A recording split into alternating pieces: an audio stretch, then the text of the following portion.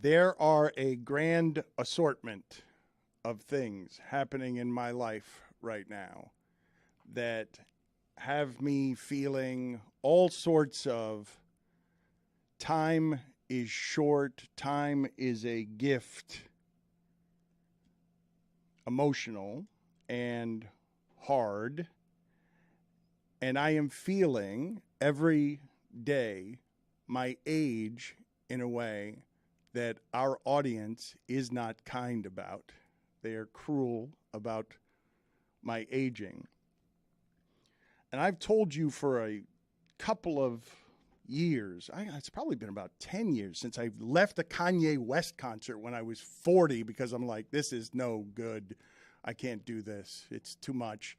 And I left Live and my nipples hurt because the music was too loud. That was like 14 years ago. I was feeling my age. But I don't believe that I have ever felt as old as I did this weekend. Now, it's been precipitated by Stugotz's behavior lately in terms of my aging. He's not here again today. Dead show, buddy. But I want to ask you guys, before I tell you this story of what happened to me this weekend, if any of you have ever seen a hit and run take place somewhere near you, like somewhere around you, you're at a stoplight and you see a hit and run take place. Yeah, I've been in one. I live in Miami. Okay. Well, nobody else, though. You're the I feel bad for them. I've witnessed from afar, like across an intersection, oh, that guy just hit that person. Oh, they're out of here. I didn't stick around to be a witness, but I've seen that. Why not? I've also seen it from like far away to where there was nothing as a bystander you could do about it. Just saw it and all right, they're gone. I've only lived here a week, so I have not seen it. All right, give her time. I was going to say 2 then? Well, so 2? I'll probably see one today. Shockingly, I was talking to Fuentes before the show, and he said it's happened to him 3 times. He's a know-it-all. If there's nothing you can say, you can't say anything to him without him being like, I've had that happen to me 4 times. It's his experience. It's happened 3 times. Like, do you think he wants that to happen? He's like, oh, guys, yeah, I love getting in hit and runs. They're sick. Yeah, but he'll be quick to volunteer the information. If you haven't noticed, Tony and Mike Fuentes are often aligned. Yeah. Well, I didn't say anything about hit and runs for your guys' pleasure, so luckily I haven't been in one. Explain this part to me about Fuentes, though, okay? Because I felt a little bit heartbroken for him. When you said anyone with a mic had it happen to them. Yes, when I asked Mike, that's not when I felt bad for him. I did ask Mike Fuentes, has anyone with a microphone ever had a hit and run happen to them? I asked the room this, and Fuentes was the one who answered 3 times because he's desperate to get in here. And he's desperate to get in front of a microphone. No, I don't want him. Thank you, Mike. You sure? No, do not want him. He's still working on the Rubik's Cube. But I did feel bad for him this weekend because you said if he finished the Rubik's Cube, he would be allowed in the shipping container. And then he excitedly brought in the Rubik's Cube completed, and he hasn't been in the shipping container. So you lied to him. We haven't been able to verify it. He just shows up in the rooms after being away for a while. Look, I finished it. I'm like, I got to see you finish it, pal. Okay. So this is what happened to me. I'm at a light, and I'm, as I often am these days, which is always, my mind is elsewhere. I'm not present. I'm not at the light. And very near me. Is this because Damian Lillard? I'm the same, bro. You know what? I've got some Damian Lillard news for you. Oh, what? Yes, but I'm not going to get to it yet. But I did some actual reporting this weekend. Yeah, reporter hat back on. I didn't like wearing it.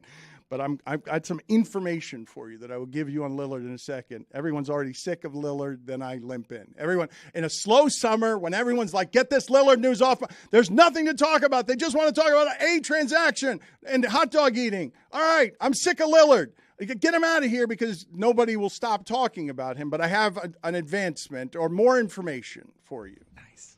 That I'll get to in a second. I'm at the light. And very near me is a loud crashing sound. And now my wife, who's sitting next to me, if she weren't sitting, if she were standing, she would be like Frances McDormand in Fargo, where when William H. Macy speeds out of the lot, like just sort of like something has happened over here. That guy's getting away. That guy's getting away. Yeah, the Fargo reference makes sense with how you open this segment. there's a guy getting away, and now I'm supposed to do something about it because my wife is shouting he's getting away. Oh boy. This is your time. This is What are you, speed racer, Dan? Like you're going to chase him? These are the moments. Well, what do you do? What do any of you do? It's happened right. What do I do when someone screams he's getting away? Oh! How big is the person? I'm asking you guys, if you hear this happen to you, like right next to you at a stoplight, and now a crashed car, like it was a big accident, like something bad happened, and this truck is now crashed and driving away, and your wife is yelling, he's getting away. What do you do? That's too bad.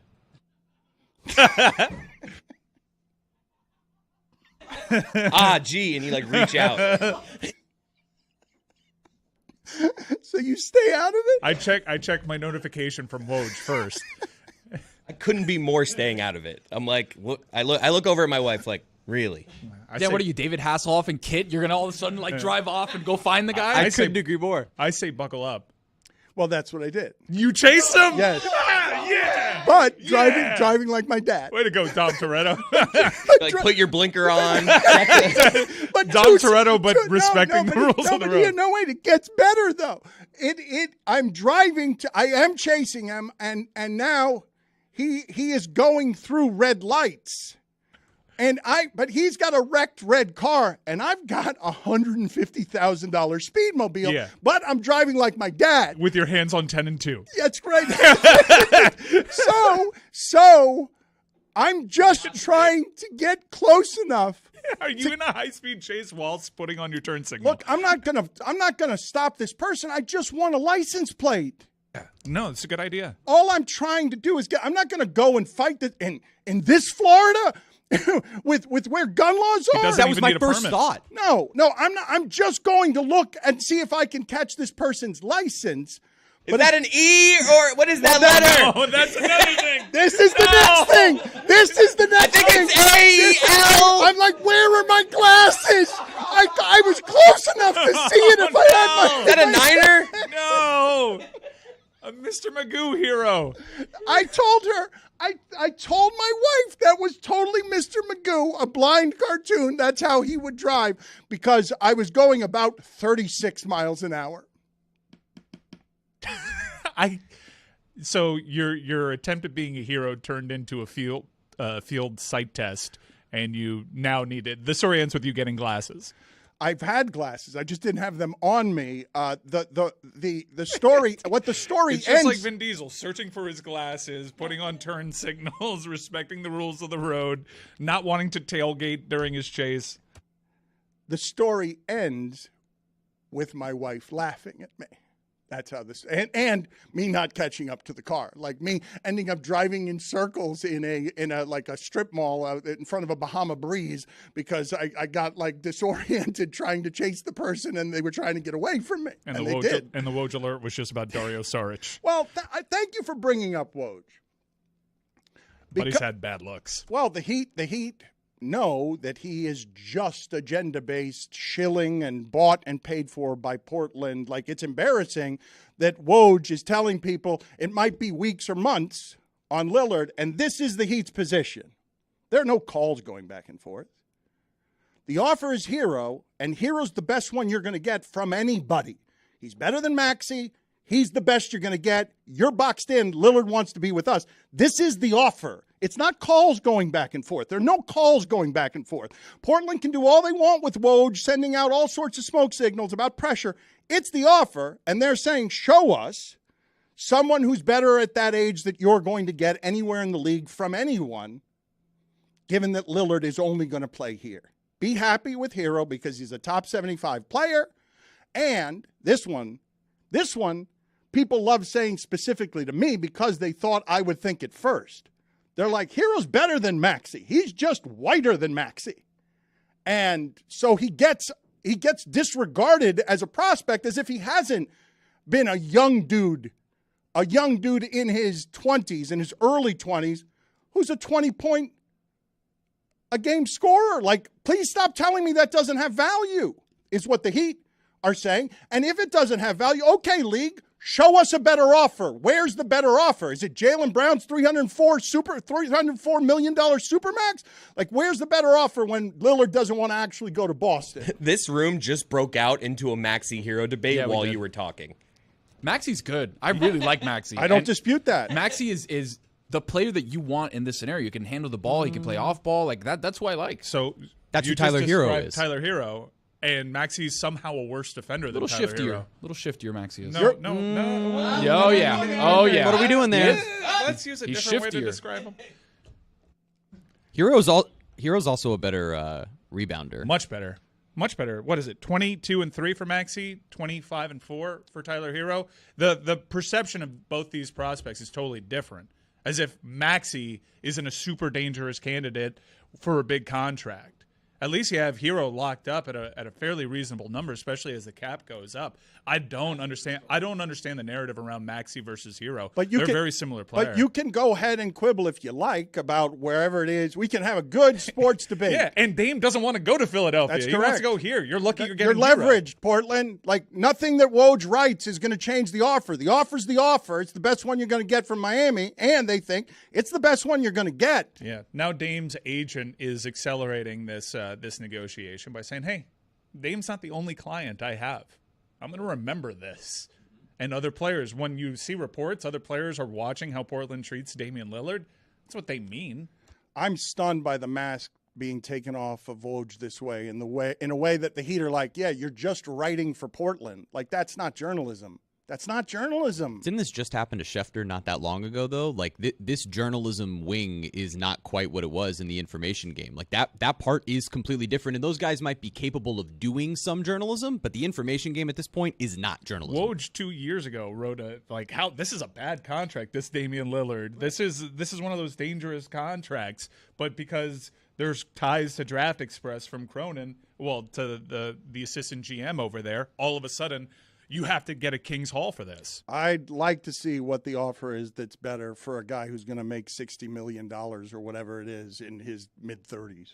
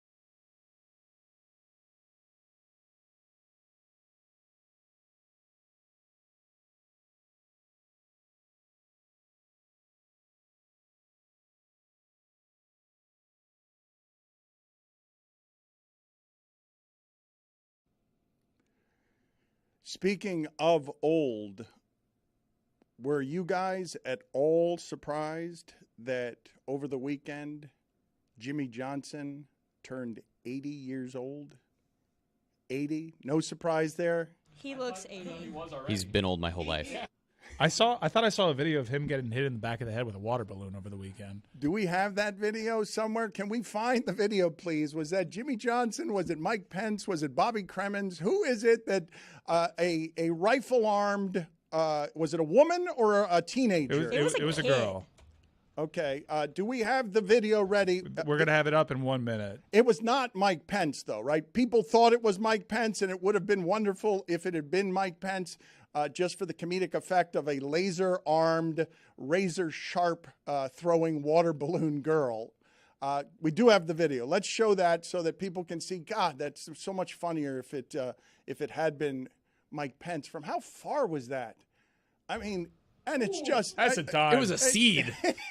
Wait, but is this the point of it? Because he doesn't seem to react to it, and there's multiple things flying at Look him. at the follow through on that. That was like a pitcher, like throwing it out and like really following There's through. a bunch of puddles on the ground and a bunch of kids in swim trunks, so I guess that this is the thing. And I He don't just wears it. He Yeah. keeps waving. Yeah, because it's He like, takes one step, shakes it off, and continues waving. I'm saying that a water balloon can't be thrown more precisely than that. It's On a the laser. run. It's a laser that hits him in the right temple from about 30 yards away. would have hit him back shoulder if his head didn't get in the way. Perfect. The brother or cousin of the little girl is like, "What'd you do?" 11 years old, I'm guessing Yeah. that girl is. She's got a rocket. Yeah. Has anyone checked up on Bob Baffert? Better than anything Zach Wilson has done as a pro. That accuracy. What?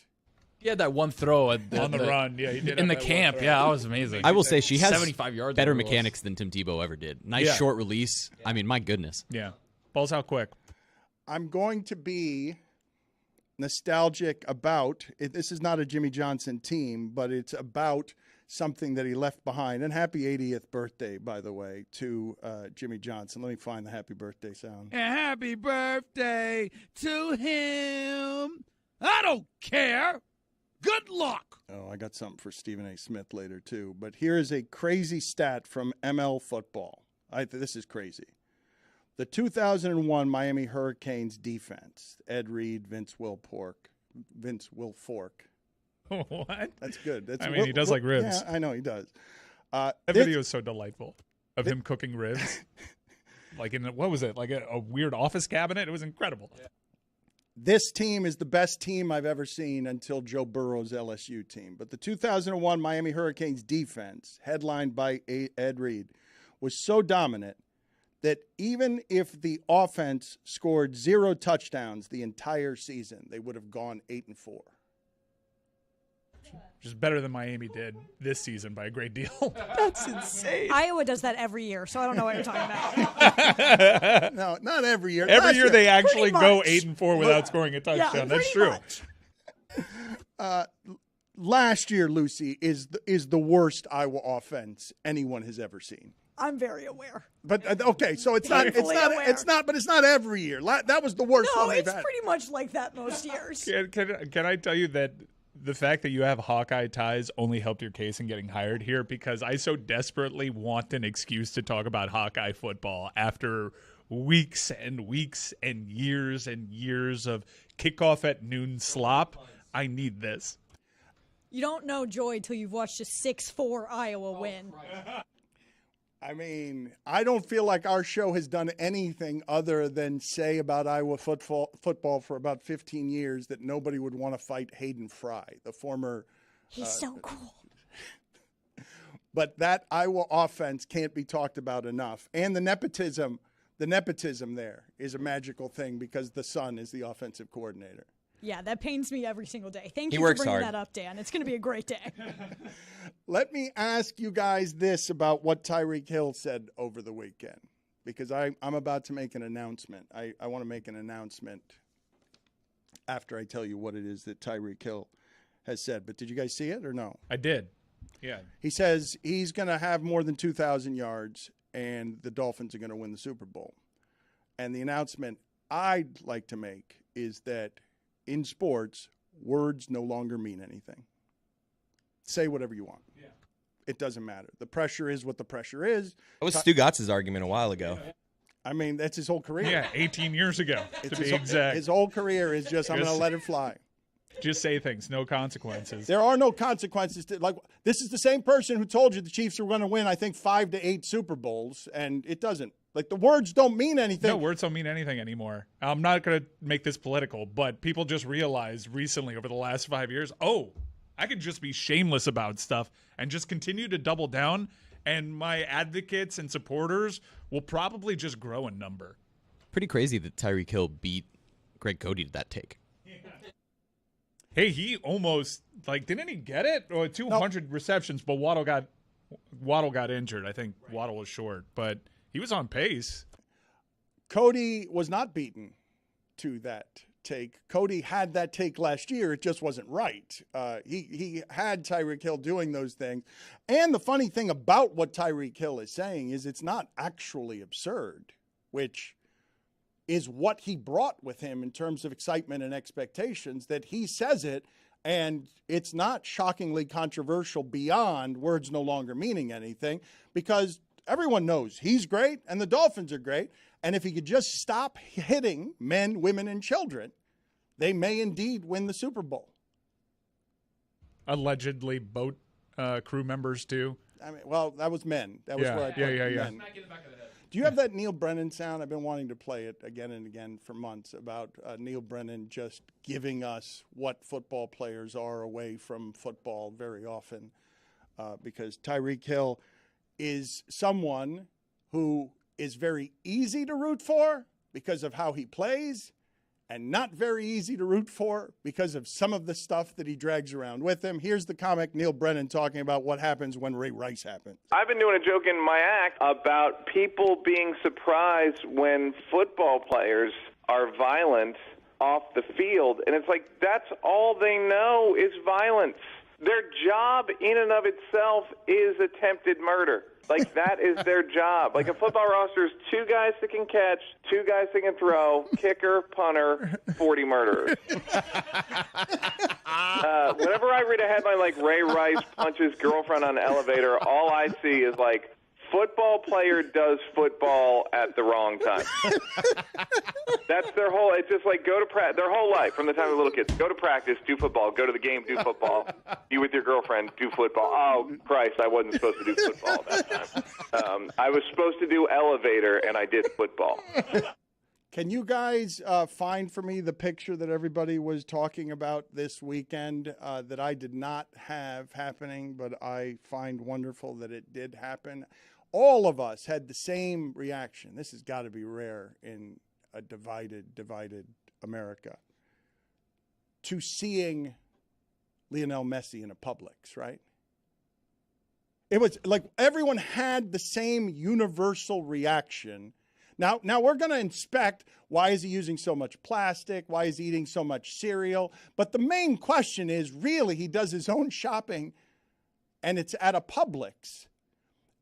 And I got to think, Mike, I don't know how high on the list it is, because yesterday it got rained on, and Messi wasn't going to talk, and then he did talk, and when he does talk, he's not terribly interesting. But I have to think that part of the reason Messi came down here is because he can shop at a Publix. Like, he cannot. Just for the pub subs, you mean? That's the chicken? Yeah. I mean, you do chicken tender pub sub? I mean. I go ultimate. But I mean, the ability to go into a supermarket, there aren't a lot of places in the world that Messi can do that and not be totally swamped and attacked in a way that makes his life miserable. Charles Barkley used to say of Michael Jordan, I would not want his life. He cannot go anywhere. He cannot go. Charles Barkley says, I can go places. I've got a level of stardom. But Michael Jordan can't go anywhere. I would not want that. Messi is the most famous athlete in the world.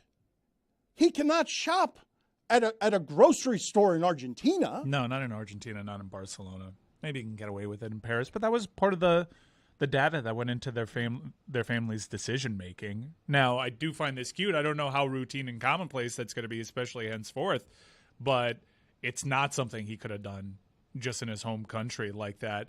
Henceforth. Thank you for saying that. I think we're all thinking it. What? It is going to be at times like a circus. Henceforth. He dropped the Wills too earlier. Wiles. Did you? What are you doing? What do you go to Tahoe, Witty thing, you I don't hobnob with celebrities, and you come back and speaking the King's English? Yeah, that was a little weird, I guess. What happened? I don't know. I could have said from here on out. But Dan, I'd like to be efficient with this microphone. Especially with the co-host out. I'd like to know my spots. So henceforth, Yeah, I deserve to be dragged for that. but Lionel Messi henceforth, the introduction was swamped by rain. You should all be very, very worried about everything that's happening with our storms and climate. There, an airport, the Persian Gulf International Airport, had a heat index yesterday at 12:30 of 152. It's that animals and humans cannot live in that. I saw the water temperatures. Some coastal Florida waters got up to 98. Oh, Mike, we are. I don't know if, oh my God, do people understand that if a storm forms in the next few months and heads toward Miami, in those waters, it's gonna be 200 miles an hour. That heat. I just moved here. Why are you talking about this? I did the same thing to Jessica. As soon as Jessica got here, storm season is a horror. She learned about king tides when she got here, because those are another thing to worry about that's going to flood everything. But those waters, it's why he went to the plastic bags when he started talking about Messi and Publix. It's why it was the first observation that he had, that he wasn't doing reusable bags.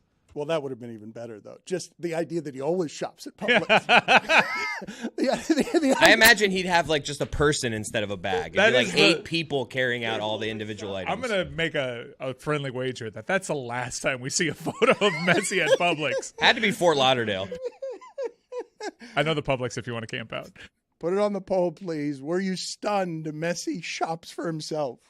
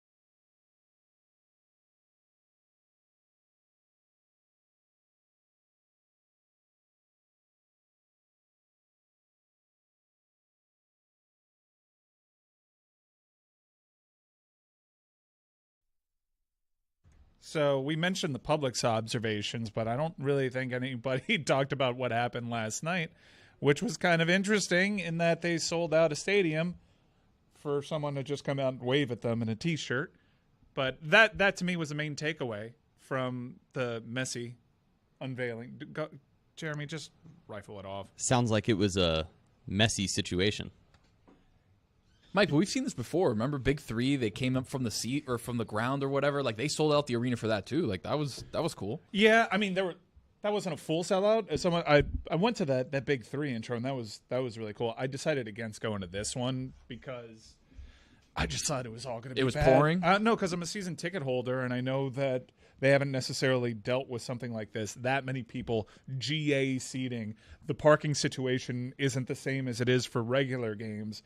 And I've seen unveilings before, and they're not fun. Usually a guy comes out in a full kit, kicks around a ball, and people clap, and it just seems all kind of stupid to me. And also, I sold those for $300. So, and then when you see the forecast, that just, I was basically kicked back in my couch with a snifter laughing at the poor bastard that bought my seats. Make up for the money at the craps table, or A little bit. A little bit. But it's going to take a few more Messi games, so. Did you have any FOMO on seeing him introduce? What's the opposite of FOMO? Yeah. What's the opposite of like? I was so happy I wasn't there. Oh God, I'm so glad Domo. I'm not there. Yeah.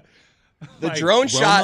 Romo? I know everyone talks about how small that stadium is. The drone shot was just like, oh wow, this is such a cute little stadium that he's playing in. They added 3,000 seats in one corner, seemingly overnight. Pictured there, top right. They added that very quickly, but that's. I know everyone's going to take the opportunity. Sound wasn't working, and this is such a mess because of the rain and all that.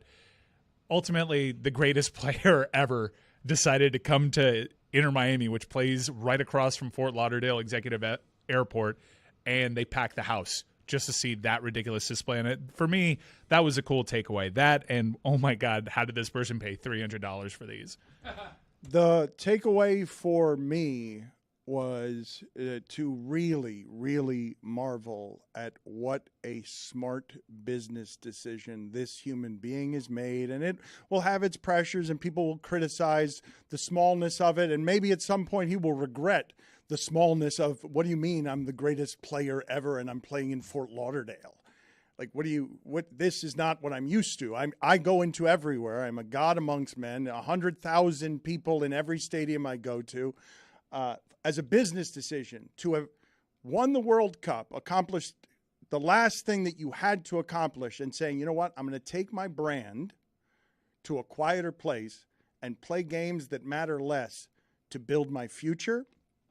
Learning what, you see what Clutch Management and LeBron, you see what they're buying, right? LeBron is interested in having a stable of athletes work for him the rest of his career. Tom Brady is deciding whether he wants the $375 million or not from Fox, because there are any number of ways that he can compete against LeBron for money, because now they all want what Jordan has. Dwayne Wade is buying a WNBA team or getting in the mix on ownership in Utah, because they all want to compete here now. No more as players. They want to compete as owners of their own stuff. It's so weird. All these really rich athletes tripping over themselves just for the opportunity to lose money year after year.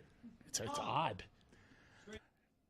Messi choosing something this small when he's this big, it's absurd visually, and it's so smart. If you just want, I've accomplished everything, peace of mind. Like, let me go play some soccer games that are fun and don't matter as much. And maybe I build the league or maybe I don't, but I'm going to partner with all these giant entities, and I'm going to do a rocking chair. And maybe I'll be great also in this league that's lesser than in my late 30s. Yeah, I think out of all the variables at play, his greatness is probably the one thing that you can bank on, because it's a pretty big gamble from everybody involved, including Messi, but he stands to gain the most from it. And if he does indeed raise the tide with his performance and his star power, then everyone will get theirs too. But the entire sport is behind a paywall pretty much right now, and it's not one of the first top of mind streamers.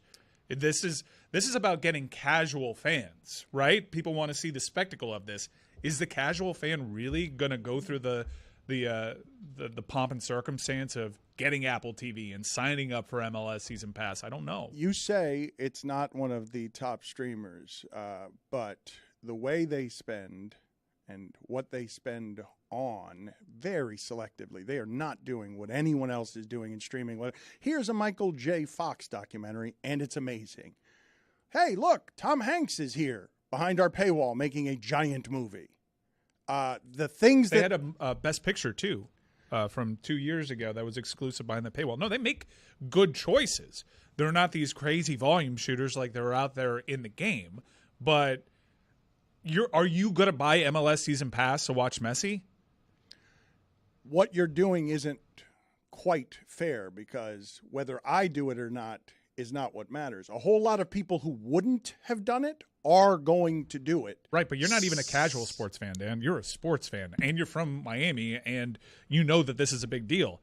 And I still don't think you're going to get MLS Season Pass. No, but I have Apple, and I won't get MLS Season Pass. That's not something that I am going to do. But I also don't watch any soccer that way.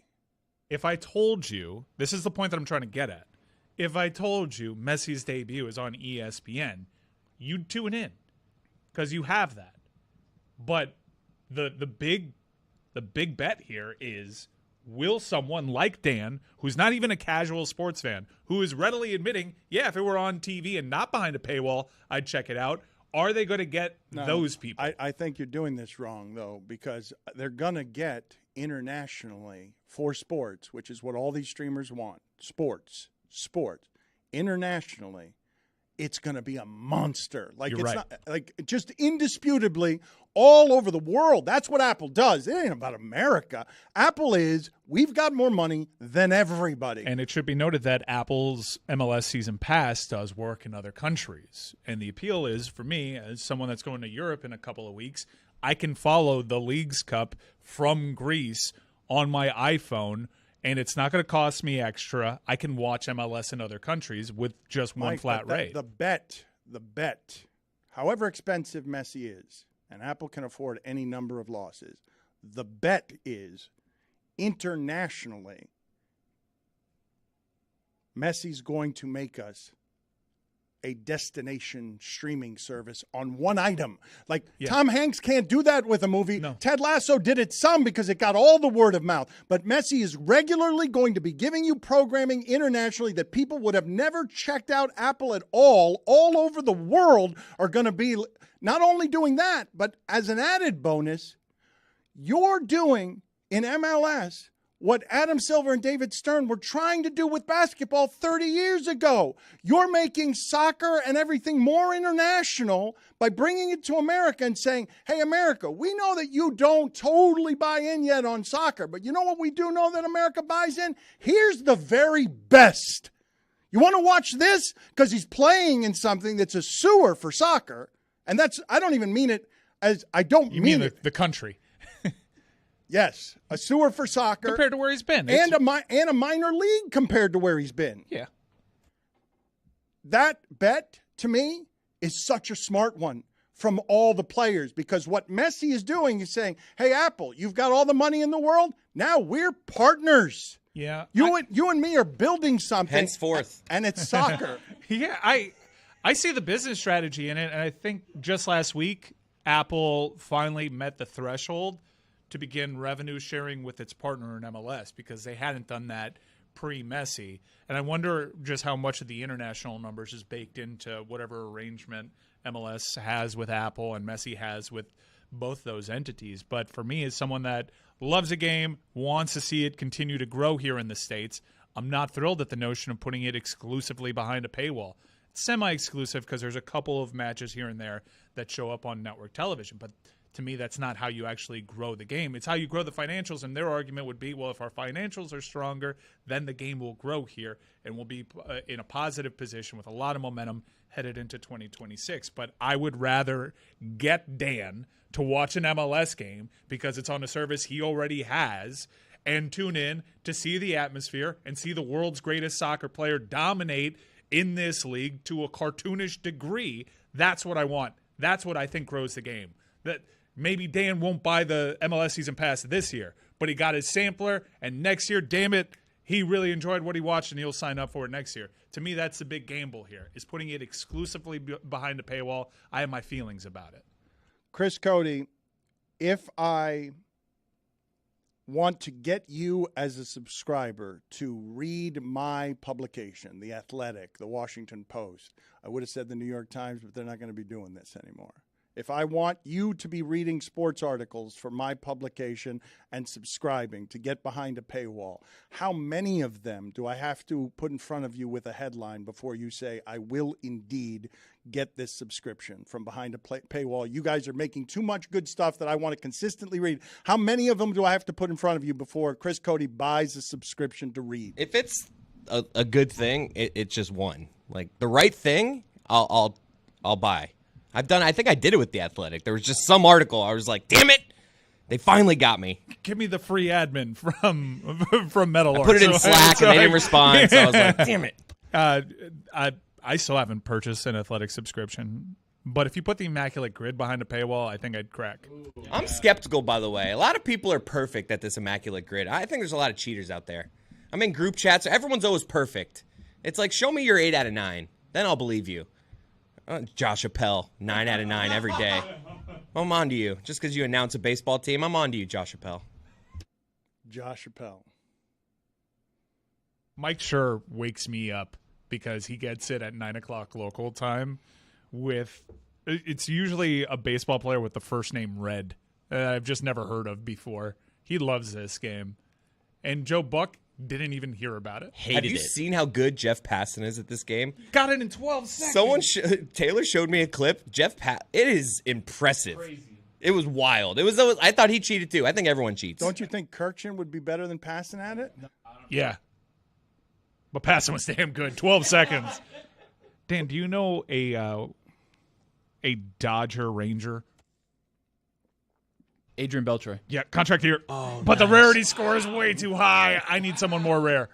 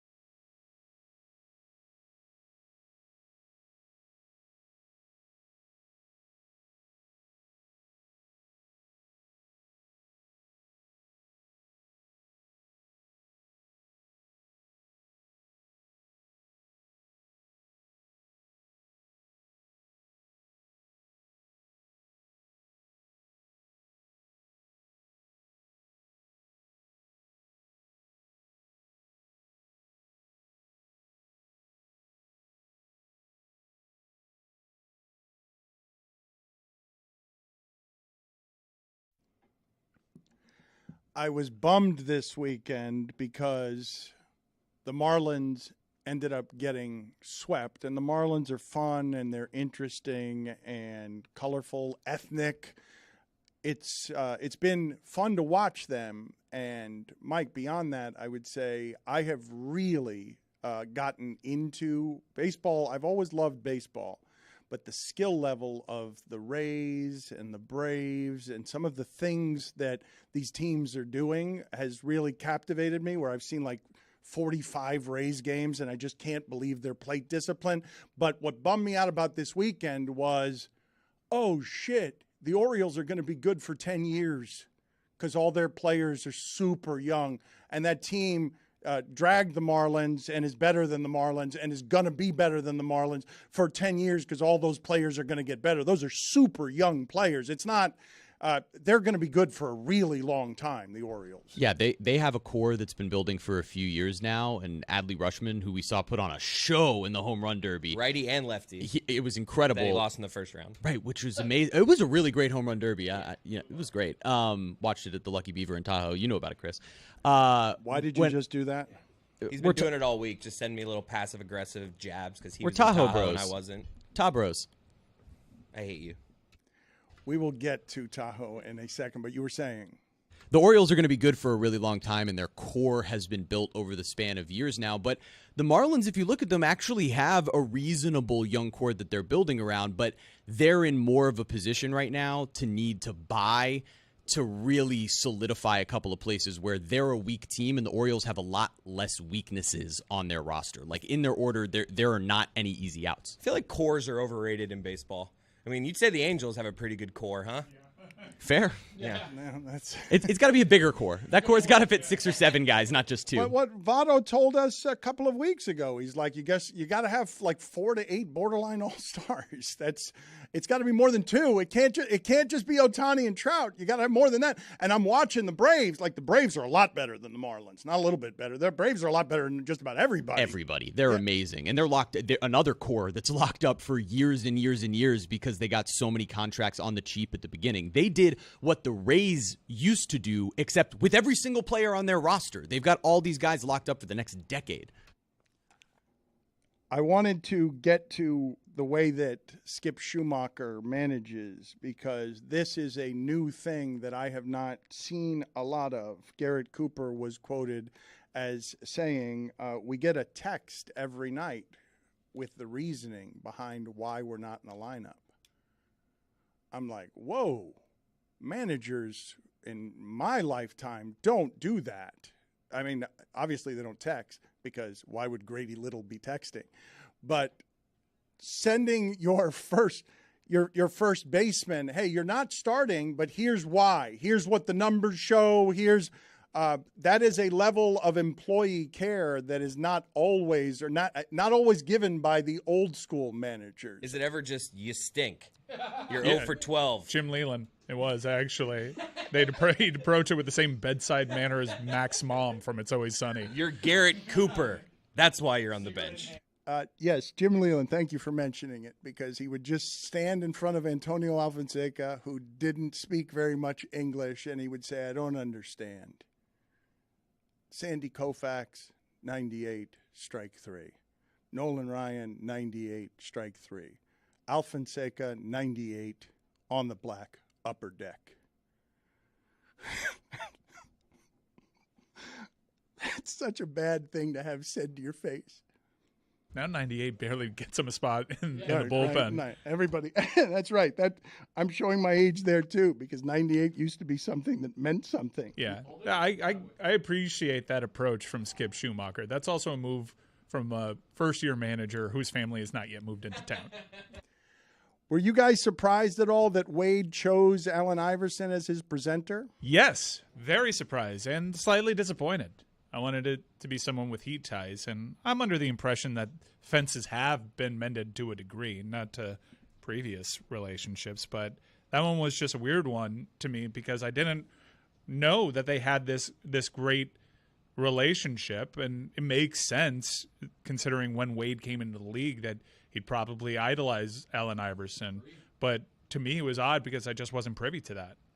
I wasn't either. I did not know of their relationship, at least in part, because it wasn't like Wade was talking about it all the time. And I would say, without having talked to anybody about it, that it would suggest to me that there aren't totally mended fences when Allen Iverson is your choice there, because he can be a hero, but we hadn't heard from Wade very much how much of a hero he was. I don't know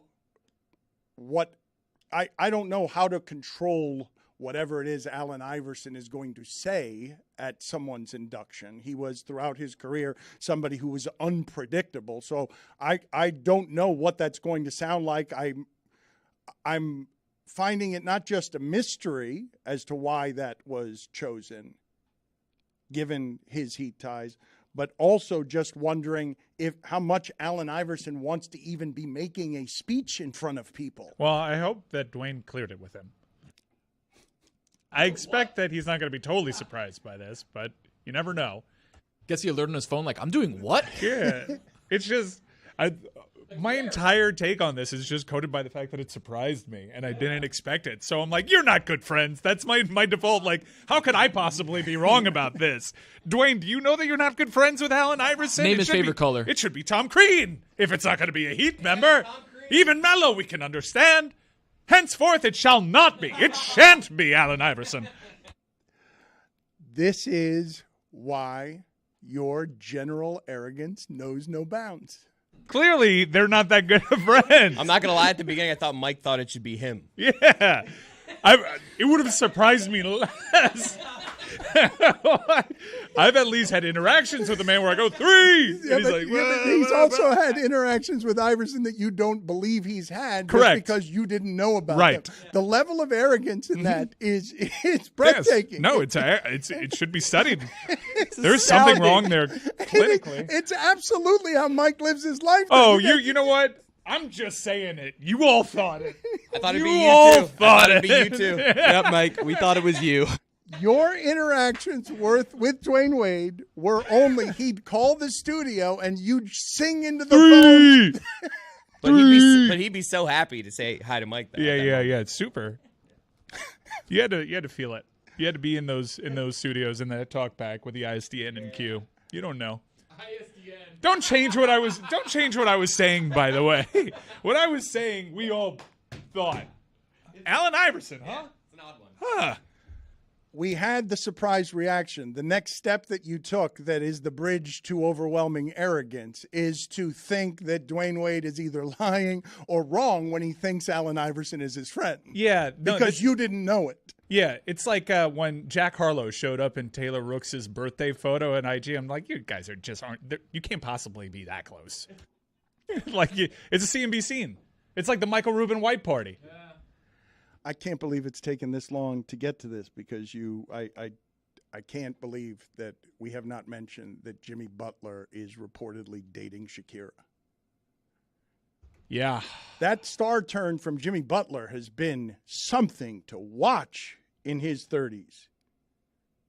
What are you moving away from the microphone for? He doesn't want to talk about it. He doesn't want to talk about it, Dan. I need more information. Well, the reports seem real. No. The reports seem they're clearly dating. Come on, it was his security detail. She gets in the car first, and then 10 minutes go by. Turn a corner, he enters a car, seen together by people in the restaurant, laughing, having a great time. I'm a little worried. Is the question more about how long this has been happening? Because Shakira was at quite a few Heat playoff games, Mike Ryan. That's what I'm saying. I'm being a fan right now. I'm trying to figure out why the performance dipped precipitously. No! Yes. Oh, yeah. No! We're blaming women. No! We're blaming women. No! Oh, yeah. We're sports talk. We're blaming women. No! I love it here. Men are the worst. Women, why did you let us control everything? Why? It's your fault. Why? It's your fault. There are no female Trumps. There are no female Putins. There are no female Kim Jong-uns. It's your fault that men are in power. It can't be that it's men's fault. Ever. You can't do that, Mike. That's irresponsible. I will do it whenever and wherever. You can't blame Shakira because the last 10 games of Jimmy Butler weren't himmy, weren't anything. We're just, oh, my God, Mike Malone is now wearing a shirt that reads, put that in your pipe and smoke it, and glasses and a chain, and he's calling himself the Lakers' daddy. Yeah, and looking and sounding like an undercover cop. That was so weird. Hey, tell Bruce he's staying. We're running it. And then Bruce Brown could not have signed that contract with Indiana quicker.